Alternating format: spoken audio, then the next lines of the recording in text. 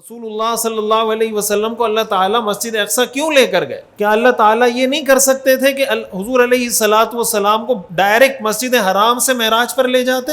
اللہ تعالیٰ مسجد حرام سے پہلے مسجد اقصی لے کر گئے، مسجد اقصی میں انبیاء کی امامت کروائی، وہاں سے اللہ تعالیٰ نے آسمانوں پہ بلایا۔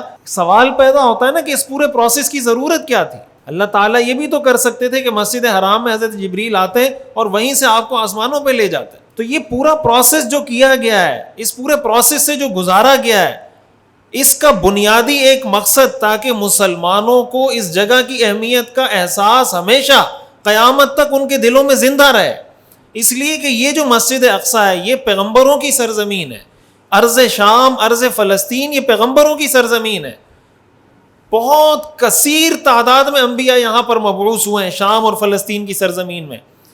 ہم جتنے انبیاء کا تذکرہ پڑھتے ہیں، حضرت ابراہیم علیہ السلام، حضرت لوط علیہ السلام، حضرت موسیٰ علیہ السلام، حضرت عیسیٰ علیہ السلام، یہ سارے یا تو یہاں مبعوث ہوئے ہیں یا یہاں ان جگہوں سے ان کا گزر ہوا ہے۔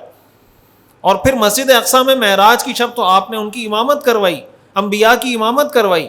اس کے بعد حضرت عمر رضی اللہ تعالیٰ عنہ کے دور میں آپ سب جانتے ہیں 1516 ہجری میں مسلمانوں نے اس سرزمین کو فتح کیا، عیسائیوں کی حکومت تھی یہاں پر۔ ایک بات یہاں پہ یہ یاد رکھیں کہ یہودیوں کو اللہ تعالیٰ نے اس سرزمین سے ان کے گناہوں کی وجہ سے، یہودیوں کے جو گناہ ہیں نا، 40 سے زیادہ بڑے گناہ قرآن میں اللہ نے یہودیوں کے ذکر کیے ہیں۔ 40 بڑے گناہ قرآن میں اللہ نے ذکر کیے کہ یہ گناہ یہودی کرتے تھے۔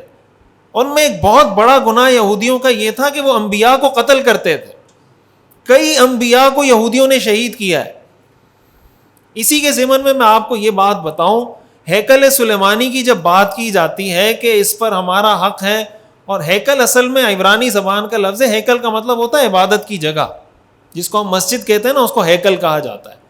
وہ یہ کہتے ہیں کہ حضرت سلیمان علیہ السلام بنی اسرائیل کے پیغمبر تھے۔ وہ جو قرآن کریم میں آتا ہے نا کہ تابوت حضرت موسیٰ علیہ السلام، وہ کہتے ہیں اصل جو تورات ہے وہ یہاں پہ ہے، اور حضرت سلیمان علیہ السلام نے سب سے پہلے اس کی تعمیر کی تھی، لہٰذا ہمارا حق اس پہ زیادہ ہے۔ اور آپ کو پتہ ہے یہودیوں کا حضرت سلیمان علیہ السلام کے بارے میں عقیدہ کیا ہے؟ اور ان کا عقیدہ نہیں، وہ آج کی جو تورات ہے اس کے اندر لکھا ہوا ہے، جس کو عہد نامہ قدیم کہا جاتا ہے، اولڈ ٹیسٹامنٹ جس کو کہا جاتا ہے، اس کے اندر یہ بات موجود ہے کہ معاذ اللہ حضرت سلیمان علیہ السلام زندگی کے آخری حصے میں مشرک ہو گئے تھے۔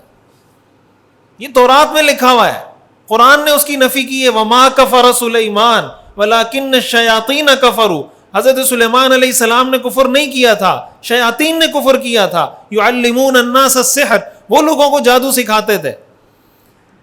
ان کے بارے میں، حضرت سلیمان علیہ السلام کے بارے میں آپ اسرائیلی روایات پڑھیں، ایسی باتیں حضرت سلیمان علیہ السلام اور حضرت داؤد علیہ السلام کی طرف انہوں نے منسوب کی اپنی کتابوں میں، جو آپ کسی ایک شریف انسان کی طرف منسوب نہیں کر سکتے، جو ہم اپنی زبان سے نہیں نکال سکتے۔ یہ ان کا نظریہ حضرت سلیمان علیہ السلام کے بارے میں، اور کہتے ہیں کہ ہمارا مسجد اقصی پہ حق اس لیے کہ حضرت سلیمان ہمارے پیغمبر ہیں۔ اس پیغمبر کو تو یہ مسلمان نہیں سمجھتے۔ تو جس پیغمبر کے بارے میں یہودیوں کا عقیدہ ہے کہ وہ مشرک ہو گئے تھے، قرآن نے اس کی نفی کی، وما کفر سلیمان، کہ حضرت سلیمان علیہ السلام کافر نہیں تھے، انہوں نے کفر نہیں کیا تھا۔ تو کیا ان کو اس بات کا حق پہنچتا ہے کہ وہ یہ کہیں کہ ہم اس کے زیادہ حقدار ہیں؟ پھر دوسری بات یہ ہے کہ حضرت سلیمان علیہ السلام یا جتنے پیغمبر آئے ہیں، آپ جانتے ہیں کہ رسول اللہ صلی اللہ علیہ وسلم نے جب مدینہ منورہ ہجرت کی تو یہودی 10 محرم کا روزہ رکھتے تھے۔ آپ کو جب پتہ چلا کہ یہودی 10 محرم کا روزہ رکھتے ہیں، آپ نے وجہ پوچھی، انہوں نے بتایا اس لیے رکھتے ہیں کہ حضرت موسیٰ علیہ السلام کو اللہ تعالیٰ نے اور ان کی قوم کو فرعون سے اس دن نجات دی تھی۔ تو آپ نے کیا فرمایا؟ آپ نے فرمایا موسیٰ علیہ السلام سے ہمارا رشتہ زیادہ مضبوط ہے بنسبت ان یہودیوں کے، اس لیے کہ حضرت موسیٰ علیہ السلام نے تو اپنے ماننے والوں کو اس بات کا درس دیا تھا کہ میرے بعد حضرت عیسیٰ آئیں گے، ان کو ماننا ہے۔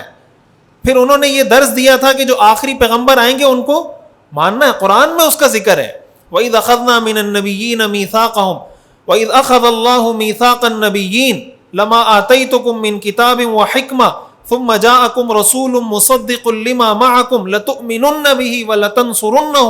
اللہ فرماتے ہیں میں نے سارے رسولوں سے یہ وعدہ لیا تھا، کہ اگر وہ آخری پیغمبر آ جائیں لَتُؤْمِنُنَّ بِهِ، تم ضرور اس پر ایمان لاؤ گے، وَلَتَنْصُرُنَّهُ، اور تم ضرور اس کی مدد کرو گے۔ پھر اللہ فرماتے ہیں میں نے ان سے پوچھا قَالَ أَأَقْرَرْتُمْ، کیا تم اس بات کا اقرار کرتے ہو؟ قَالُوا أَقْرَرْنَا، انبیاء نے کہا ہم اس بات کا اقرار کرتے ہیں۔ قَالَ فَاشْهَدُوا، اللہ نے فرمایا پھر گواہ بن جاؤ، وَأَنَا مَعَكُمْ مِنَ الشَّاهِدِينَ، میں بھی گواہ ہوں اس بات پر۔ اتنا پکا عہد اللہ نے لیا ہے۔ تو حضور علیہ السلام نے فرمایا کہ ہم 10 محرم کا روزہ رکھیں گے، اس لیے کہ حضرت موسیٰ علیہ السلام ہمارے پیغمبر ہیں، وہ ان کا رشتہ ہم سے زیادہ مضبوط ہے بنسبت یہودیوں کے، اس لیے کہ یہودی حضرت موسیٰ کا نام تو لیتے ہیں، ان کو فالو نہیں کرتے۔ ہم حضرت موسیٰ علیہ السلام کو مانتے بھی ہیں، ان کا نام بھی لیتے ہیں، ان کو اللہ کا پیغمبر بھی سمجھتے ہیں، ان کی بات بھی مانتے ہیں۔ اور ان کی سب سے بڑی بات کیا تھی؟ وہ یہی تھی کہ میرے بعد جو پیغمبر آئیں گے ان کی تصدیق کرنی ہے، رسول اللہ صلی اللہ علیہ وسلم کو اللہ کا پیغمبر ماننا ہے۔ یہودیوں نے تو حضرت عیسیٰ علیہ السلام کو قتل کرنے کی کوشش کی۔ قرآن کریم میں یہ ساری چیزیں مذکور ہیں، یہ میں کوئی قصے کہانی افسانے نہیں سنا رہا آپ حضرات کو۔ قرآن کریم میں اللہ نے فرمایا وما قتلوہ وما صلبوہ ولکن شبہ لہم، یہ حضرت عیسیٰ علیہ السلام کو پھانسی کون دے رہے تھے؟ حضرت عیسیٰ علیہ السلام کو صلیب پہ کون لٹکا رہے تھے؟ عیسائی لٹکا رہے تھے، وہی جو حضرت موسیٰ علیہ السلام کا دعویٰ کرتے تھے کہ ہم ان کے ماننے والے ہیں، جن کو یہودی کہا جاتا ہے۔